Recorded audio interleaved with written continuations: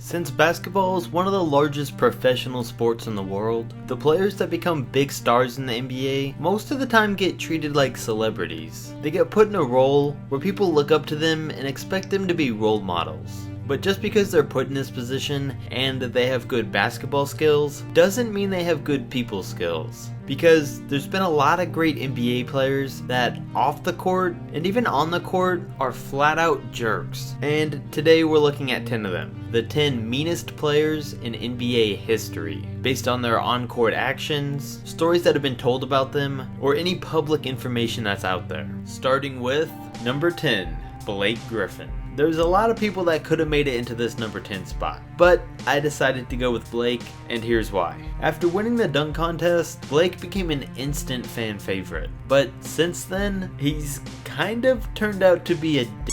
It first started with the incident of him punching the Clippers equipment manager in the face at a restaurant in Toronto and breaking his own hand. And then there was the falling out with Chris Paul after the two used to be close. And we can't blame all of that on Blake because there's a lot that went into it, but when things start to pile up, it can make that person look bad. And now there's the situation with his ex-girlfriend, where he was accused of abandoning her and their two children to be with Kendall Jenner, especially because Blake Griffin was seen with Kendall just weeks after he canceled his wedding day with his ex-girlfriend, and has even been sued by her for not paying child support, along with a lot of other things. Keep in mind though that these are only accusations by his ex-girlfriend and they are his own private issues, but like I said, when all these things start to add up, it starts to make him look like a bad person. Number 9, Rajon Rondo. Ever since he debuted in Boston, Rondo's been described as a jerk with a huge ego by fans, coaches, and Garnett, Paul Pierce, and Ray Allen. And it was something that clearly followed him through the rest of his career, like when he was on the Mavs and started yelling back and forth with Rick Carlisle in the middle of a game, which led to a 1-game suspension. And then when he caught a lot of heat for calling an NBA referee a fat while he was on the Kings. And most recently when he gave the Pelicans 5 minutes to offer him a better contract than the Lakers before he signed with them instead. And these are just a few examples of why he's been labeled as a cocky guy with an attitude problem. Number 8, Latrell Sprewell. Sprewell was a talented player, but just a bad dude personally. It all started early on when he infamously choked out and punched his head coach in practice for telling him to make better passes.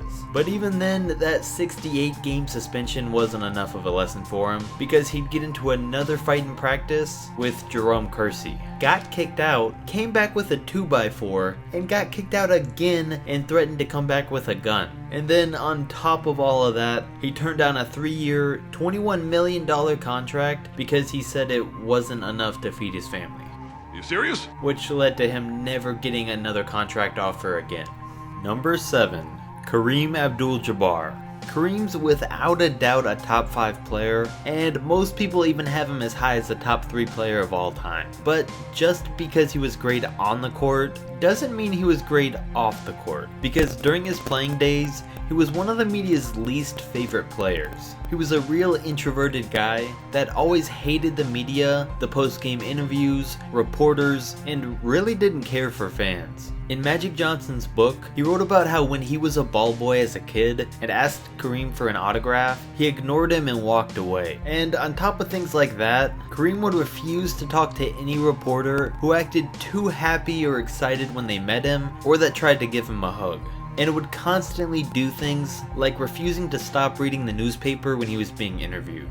He always felt that the media was out to get him and always tried to twist athletes' words around to make money. Today, Kareem said that he regrets acting that way, but that hasn't stopped teams from refusing to offer him jobs that he's been extremely interested in. Like how he's been trying to become an NBA head coach since 1999. Number 6, Dennis Rodman.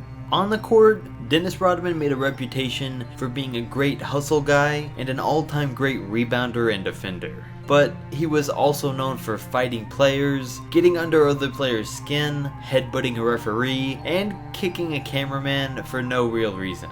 The headbutt was more of a tap, but it still shouldn't have happened, and it did cost Rodman $200,000.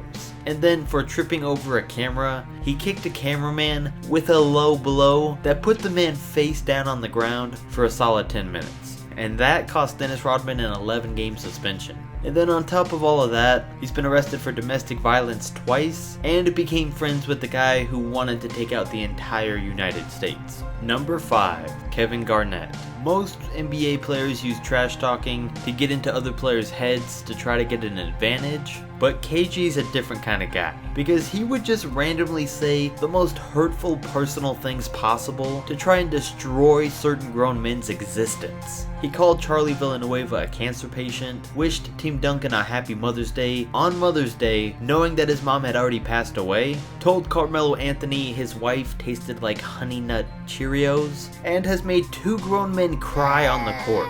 And even during one game, in Joakim Noah's rookie season, waiting for a player to shoot free throws, Noah told Garnett that he was his favorite player as a kid and that he had his poster on the wall. And KG responded with 2 words: F you.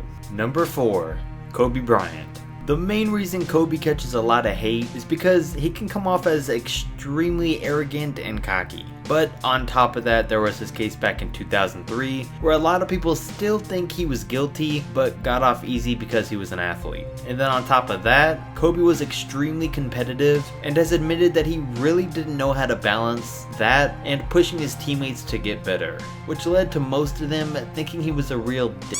Like when he told Smush Parker he wasn't even allowed to talk to him unless he played better, or when he famously drove Shaq out of LA. And he's been known to yell and cuss at his teammates in practice and not care for them at all until they proved themselves to him. Number 3. Ron Artest. Does anything really need to be said here? Nope. Alright, I know, but we'll make it quick. Alright, so there's the obvious case of the Malice at the Palace, where Artest beats up 2 fans, which instantly labeled him as a bad guy for the rest of his career. But a lot of that wasn't really his fault, to be honest. I mean, punching someone in the face is always your fault, but the point is, he put a semi-hard foul on Ben Wallace, and in return got shoved the length of Sam Cassell's forehead across the court. And even then decided to play it cool and just chill out on the commentator's table. But then the beer cup hits him, and then he runs up and starts to beat down the wrong fan. Okay, so that whole thing's on him. But he did try to play it cool, and he did almost knock the second fan out, but that fan ran onto the court looking ready to fight Artest anyways. But who are we kidding? This is the list of the 10 meanest players, and Ron Artest has proved that he belongs here by being one of the players most ready to fight at all times, and oh yeah, almost knocking James Harden's head off of his shoulders. Number 2. Karl Malone. If you see my Where Are They Now Karl Malone video, you might know where this one is headed. So in 1980, when Karl Malone was 17, he had twins with a woman named Benita Ford. And then 3 years later, when he was 20, he did the dirty with a girl named Gloria Bell, who was 13 years old. Then in 1998, 18 years after the twins were born, a newspaper article came out revealing to the public that they were his kids. So as a result, only after the article came out, Karl Malone met the twins for the first time, who are now 18 years old. And since then, he's kept a good relationship with them and has called them part of his family. But as for his other son he had when he was 20, well, he did turn out to be an NFL player, but Karl Malone has never even publicly talked about him and has only ever met him once when he went to one of Karl Malone's signings after graduating high school, only for Malone to tell him it was too late for them to have a relationship. Like, what? How can you say it was too late after you were the one that didn't try? Number 1. Michael Jordan. MJ might be the NBA's greatest player of all time, but sadly he's the NBA's greatest jerk of all time too. And the two go hand in hand pretty well, because it's common knowledge that Jordan was the most competitive player of all time, but he'd constantly take things too far, whether it was on the court or in his personal life. There's so many stories out there of why Michael Jordan is a terrible person, and there's enough to make an entire video on them alone. But since we don't have that much time, I'm gonna quickly name them off. He's ruined Muggsy Bogues, Rodney McRae, and possibly Kwame Brown's entire careers with just his trash talk. He told the rapper he'd only take a picture with them for $15,000, got beat by Chuck Daly in a friendly game of golf, so he banged on his door at 6 a.m. the next morning until he woke up to play him again so Jordan could win. He's punched multiple teammates in the face, including Steve Kerr, roasted everyone from his past in his Hall of Fame speech instead of thanking them, defriended Charles Barkley because he called him a terrible GM, and even cheated to beat an old lady in a game of cards. And shockingly, well, maybe not, these aren't even all the stories out there that prove MJ is a terrible person. Jordan can be your idol on the court, but he probably shouldn't be off the court. And there you have it, the 10 meanest players in NBA history. This video might have made you lose respect for some of your favorite players, but these stories had to be put out there. If you enjoyed this video, don't forget to comment, like, and subscribe, and I'll catch you next video.